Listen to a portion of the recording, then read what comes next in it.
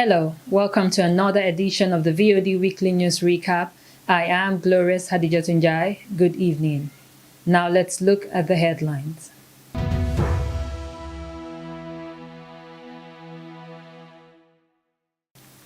The Gambia celebrates Commonwealth.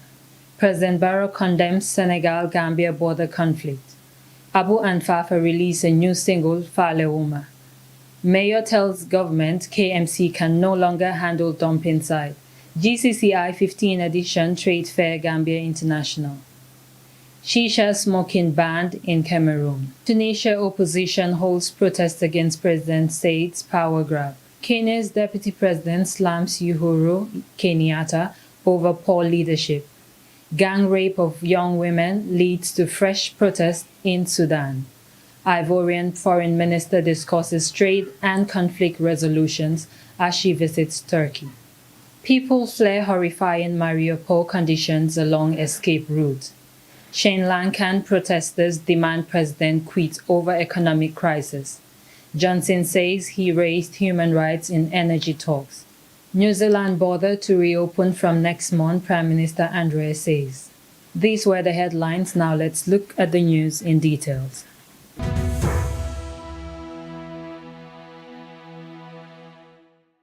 The Gambia on Monday celebrates Commonwealth Day. This celebration comes every year on the second Monday of March, and all members of the Commonwealth get together to celebrate this special partnership of nations, peoples, and ideals. In the Gambia, some nursery schools and lower basic schools were seen celebrating Commonwealth in their various traditional attires of their chosen ethnic group, and meals prepared for them to present to their teachers in celebration of the day.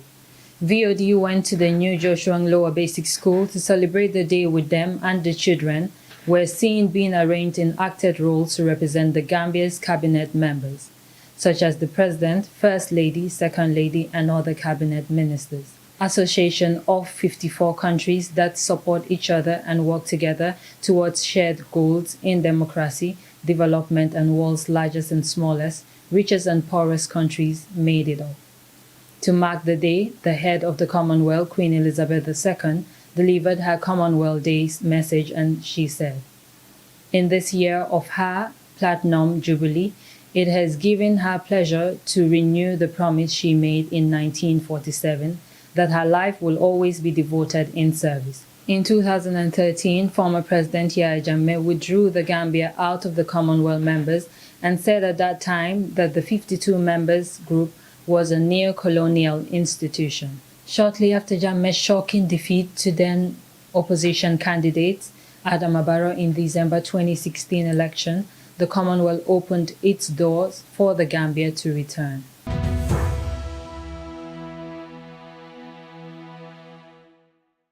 President Barrow condemns Senegal-Gambia border conflict. Aissatou Sow reports. Government of the Gambia on Tuesday released a press statement stating that the Gambia will neither be used as a launching pad nor allow anyone to enter the country with arms and ammunition. President Barrow also wishes to reassure citizens, members of the diplomatic and consular corps that the Gambia will neither be used as a launching pad nor allow anyone to enter the country with arms and ammunition, states the government press statement. It has come to the awareness of the Gambia government that Senegal launched a military operation against MFDC separatists in its southern region of Casamance on Sunday, 13th March 2022, giving its proximity to the Gambia. Several communities and villages, particularly the Fonyi Bondali, Fonyi Kansala, and Fonyi Bintang Karanai district, has been affected by sound of heavy gunfire amid reports of shells landing in these Gambian border villages. The Gambia government can confirm that as of on Sunday, several intestinal displaced persons and refugees from the border around began arriving and are being registered in the villages of Fonyi Bintang, Fonyi Kansala, and Fonyi Bintang Karanai, the press statement explains. President Adama Barrow is said to have directed a vigilant and robust border patrols, intensifying security activities on the Gambian borders for the safety of citizens, as well as safeguarding the territorial integrity of the country against any potential foreign threat. In the wake of the military operation and its attendant refugee situation, President Adama Barrow has directed the Vice President to work with the relevant ministries, government departments and agencies to urgently respond to the pressing needs of the internally displaced persons and refugees. Haddijatou Njie reporting for VOD.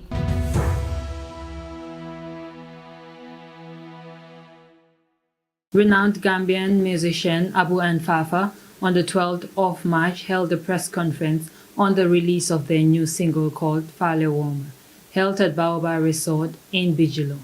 Speaking to the press, Fafa mentioned that the release of this single is an alarm to the fans that they are about to drop an exclusive album after the Ramadan and will go far to promote the album which they are about to give to the fans and listeners.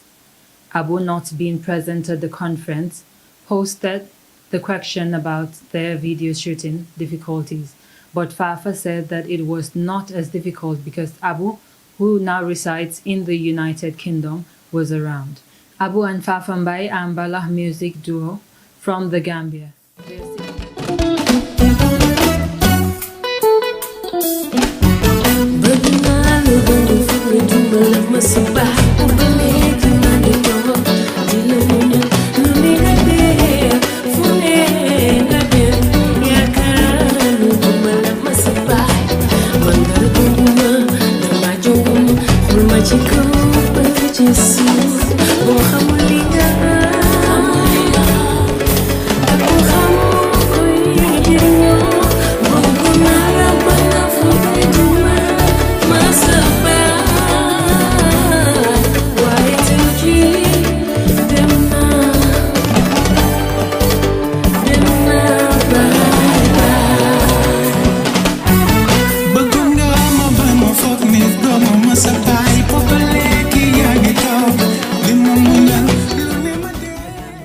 Their siblings who inherited music from their griot family.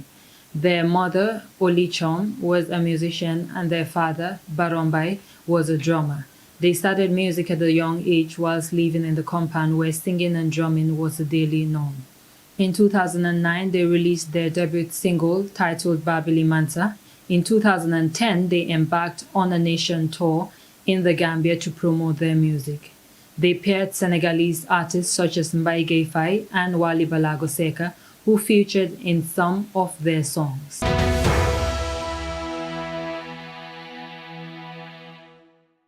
Mayor tells government KMC can no longer handle backwater dump site. Haddijatou Njie reports.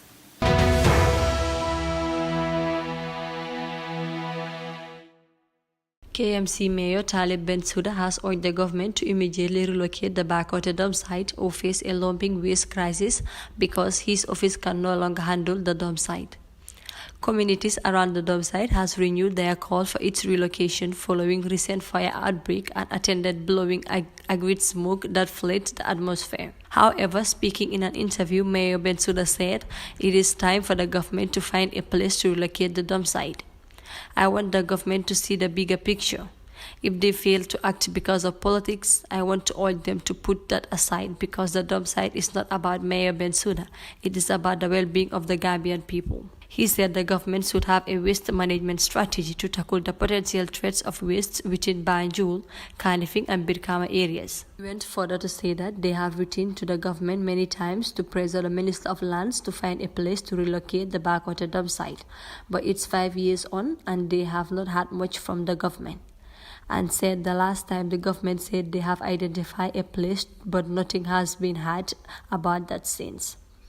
The Lord Mayor concluded saying that the council has done everything humanly possible to make sure it protects the community. They have erected a 1.3-kilometer fence and another $42 million project funded by the German government through SOS is going to improve the infrastructure of the dump site by constructing roads inside it.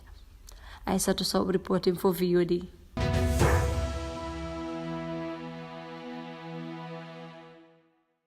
The Gambia Chamber of Commerce and Industry GCCI is on their 15th Trade Fair Gambia International 2022 at the new GCCI National Trade Fair Ground in Brusubi under the theme Accelerating Inter-Africa Trade for the Realization of AFCFTA through innovations. The trade fair has been going on since the 26th February and now extended its end date to 26th March. Jay Seka, a stall owner at the GCCI trade fair, spoke to VOD and said that they were given the stall for $12,000, which was expensive for them, and they are not getting customers that will buy. But instead, most of them will come asking without buying. She says she feels that due to it being a new venue ground, much advertisement should have been done by GCCI to get people to be more aware of the trade fair, but instead, she was personally doing her own advert to make her customers aware that she has a stall at the trade fair and that most things people buy is food. That's why she suggested that this should be called a food fair. Moving to another stall owner, Haddijatou Njie, she said that it's her first time joining the trade fair, selling face care products and groundnut cake, but it's going well. People are coming to support. People are coming, although they are not yet in their numbers, but they are coming in and out. This place being for the first time, so it's new to people. But gradually, I think we are settling down smoothly. The TFGI is the leading business exhibition event in the Gambia, which creates a platform for enterprises to network and promote their goods and services to the public. It also poses an opportunity for businesses to sell, partner and invest in variable SMEs from various sectors.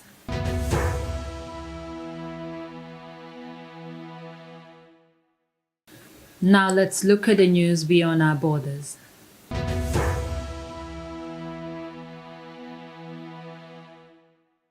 Cameroon is the latest African country after Kenya, the Gambia, Tanzania, Rwanda, and Ghana to ban the smoking of shisha pipes.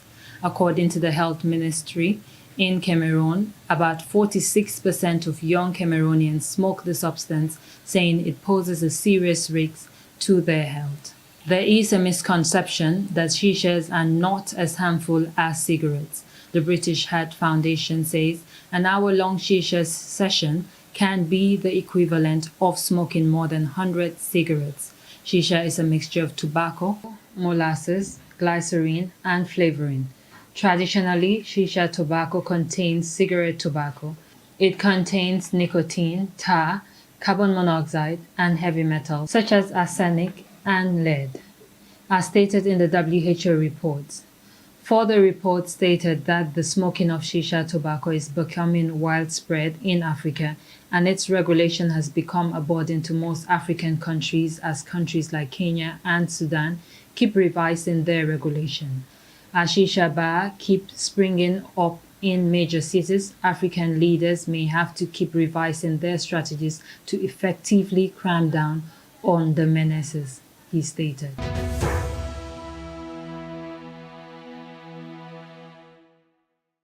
Thousands of Tunisian opposition supporters demonstrated Sunday in the capital against President Kais Saied's power grab and the economic crisis in the North African country.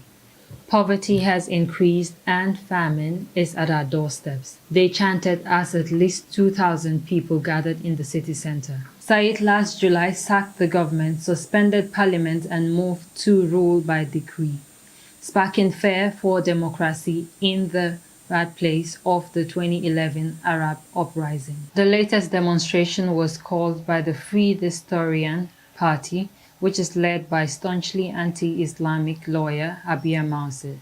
The government today is incapable of finding solutions for the Tunisian people. If we continue in silence, we will lose the country, Mauser said in a speech during the demonstration. She branded Tunisia's current executive as illegitimate and called for legislative elections to be brought forward from their scheduled date of December. Bearing a portrait of Maltese protesters, Yusuf Jabali told AFP, Saied the dictator is shut off in his palace and the people can't find semolina, flour, oil or sugar. Already plunged in economic crisis, Tunisia has in recent weeks seen a shortage of Islam food as the war in Ukraine threatens to interrupt key suppliers to various Arab countries. The authorities have attributed the shortage to panic buying ahead of the holy month of Ramadan, starting this year in April, when Muslims traditionally break a dawn-to-dusk fast with lavish family meals. Said on Wednesday declared a relentless war on food speculators and profiteers, accusing them of seeking to strive a social peace and security.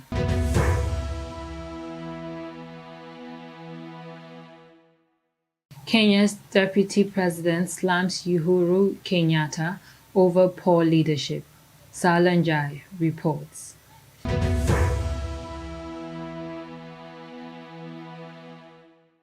Kenya's deputy president has taken a swipe at his boss, President Uhuru Kenyatta, over his decision to support the former Prime Minister Raila Odinga. Ruto accused Kenyatta of his economic policies, claiming that Kenya was heading in the wrong directions and that he will fix the mess within 30 days after being elected into office.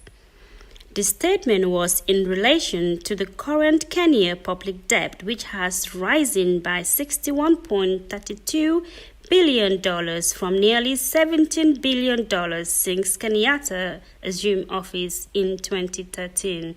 Ruto was declared as the presidential candidate to his new outfit, the United Democratic Alliance Party, on Tuesday during a national delegation that brought in more than 5,000 delegates across the country.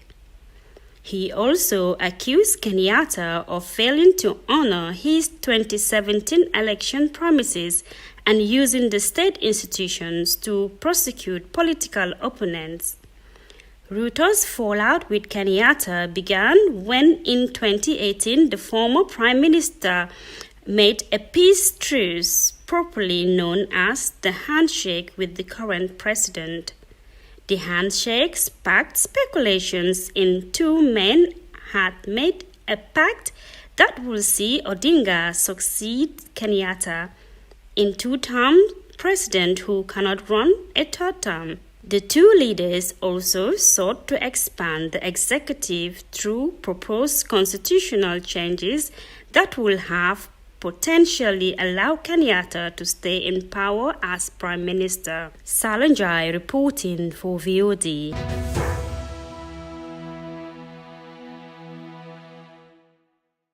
A Sudanese government official on Tuesday alleged that security forces attempted to rape a young woman during a protest against military rule in central Khartoum, prompting call for renewed demonstration. Suleiman Ishan, who heads Sudan's Violence Against Women unit at the Ministry of Social Development, said the woman, who was not a protester, was in the commercial bus when forced stationed near the march route fired tear gas, causing passengers to disembark. The woman was then allegedly assaulted by several members of the security forces, Ishan told reporters, but would not give full details. United Nations report in December last year suggested that there were 13 allegations of rape and gang rape following a December 19 attempt sit-in, which was despite in central Khartoum. Protests rejecting the military coup, organized by neighborhood-based committees, have rocked Sudan for several months, following reports of the assault. Committees in the cities of Khartoum, Bari and Omdurman announced a spontaneous march towards the country's presidential palace, carrying placards with inscriptions such as "Wars are not fought on woman's body." The incident came as the UN and several countries have been critical of security crackdowns, which have killed at least 87 people since October. At least 133 protesters were injured on Monday, including 35 by gunshot pellets, doctors allied with the protest movement said.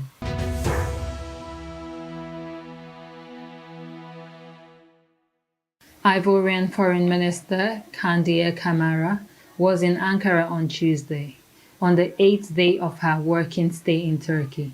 She met with her counterpart Mevlut. The officials discussed business and trade as they touched on ways to strengthen bilateral relations. If Turkey invests more than $200 million in the West African country, the Ivorian minister hinted the agricultural sector would experience significant transformation in the coming years, increasing investment opportunities.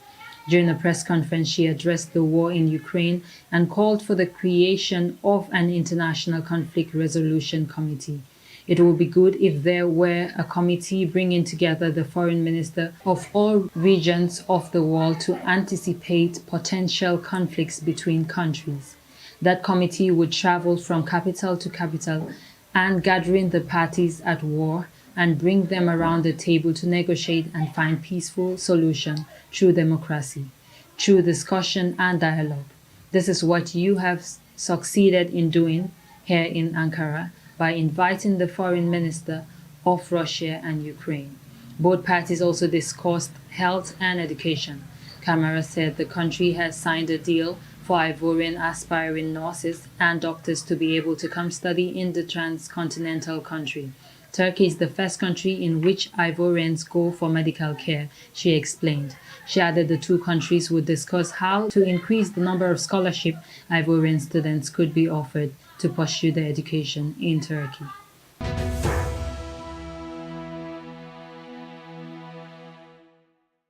Now let's look at the international news in details.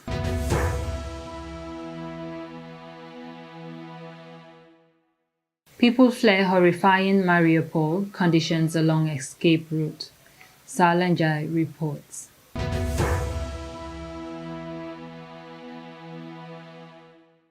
Marina Panova, 81, is one of the lucky civilians who managed to escape Mariupol in Ukraine's southeast, where conditions are there as Russians' assault continues.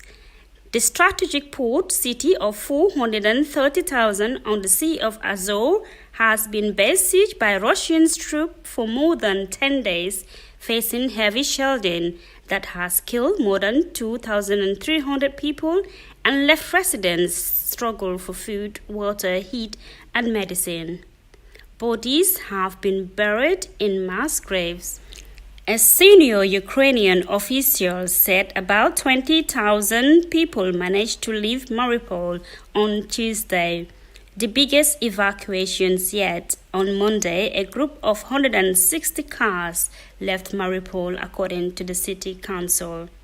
Kylo, a deputy head of President Zelensky's office, said on Telegram the evacuees left Mariupol in private vehicles via a humanitarian corridor agreed with Russian forces. Njie reporting for VOD.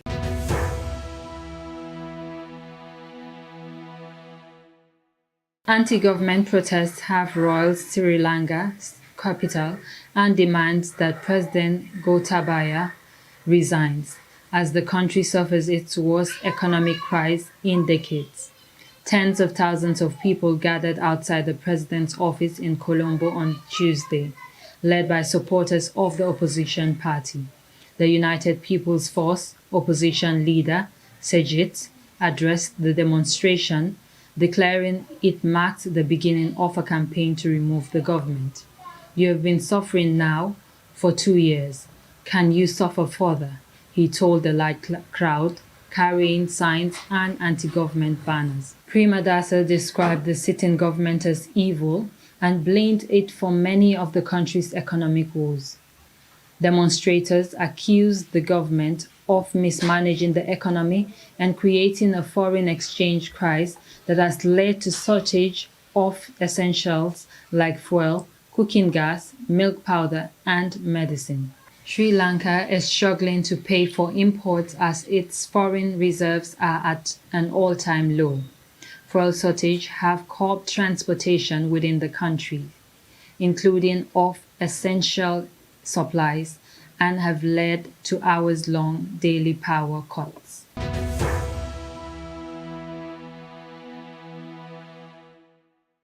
Johnson says he raised human rights in energy talks. Njie reports.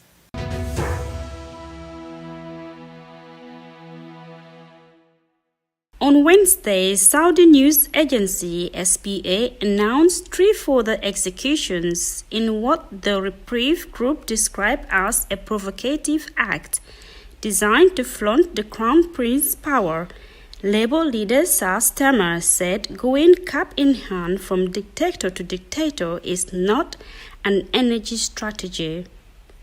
Haddijatou Njie, the fiancée of Mr. Khashoggi, told the BBC Mr. Johnson should not be doing deals with Crown Prince Salman unless he insists on the truth and justice for Jamal's mother.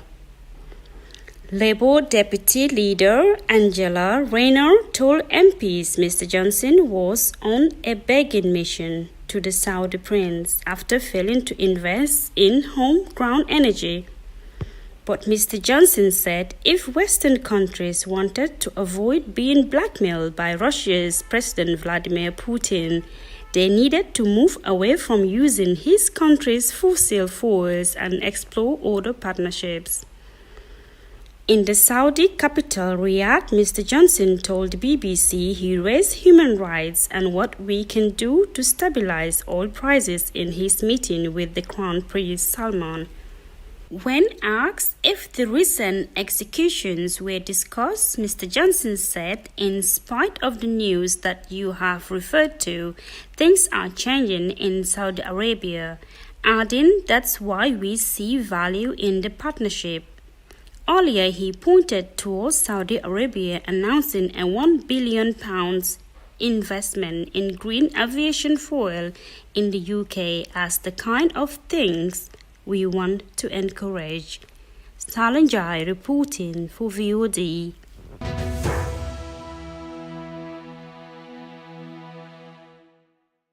New Zealand has brought forward plans to reopen its borders to international travellers after a COVID lockdown of more than 2 years. Australians will be allowed to enter the country without needing to quarantine or isolate from 13th April. Fully vaccinated travellers from about 60 countries on a visa-waived list will be able to arrive from 2nd May. Those nations include the UK and US. All arrivals will have to show a negative COVID test. New Zealand shut its borders in March 2020 as the pandemic spread. They had remained closed except for a short-lived travel bubble with Australia. Currently, only New Zealand citizens are allowed in and out. Prime Minister Jacinda Ardern said New Zealand was ready to welcome the world back. Ready to welcome the world back. And today I can confirm from 11:59 p.m. Tuesday 12 April, vaccinated Australians can travel to New Zealand. And from 11:59 p.m. Sunday the 1st of May, vaccinated travellers from visa waiver countries and those with valid visitor visas can travel to New Zealand. In particular, I look forward to welcoming back our trans-Tasman travellers, who have historically made up 40% of our international arrivals, around 1.5 million Australians. We have now received guidance that it is safe to significantly bring forward the next stage of border reopening work, bringing back our tourists, she said on Wednesday. People who already have a visa but are from outside the visa waived list will be eligible to enter the country on 1st May. Whilst tough lockdown and virtual isolation helped the country get a reputation as a COVID success story, transmission rates have soared recently. Many Kiwis are struggling to grasp how their country has gone from fewer than 1,000 cases a day to more than 20,000 daily infections in just a couple of weeks. Ms. Andre had pursued an elimination strategy until October last year. But New Zealand now has a 95% vaccination rate in the eligible population. It has recorded only 115 COVID deaths since the pandemic began.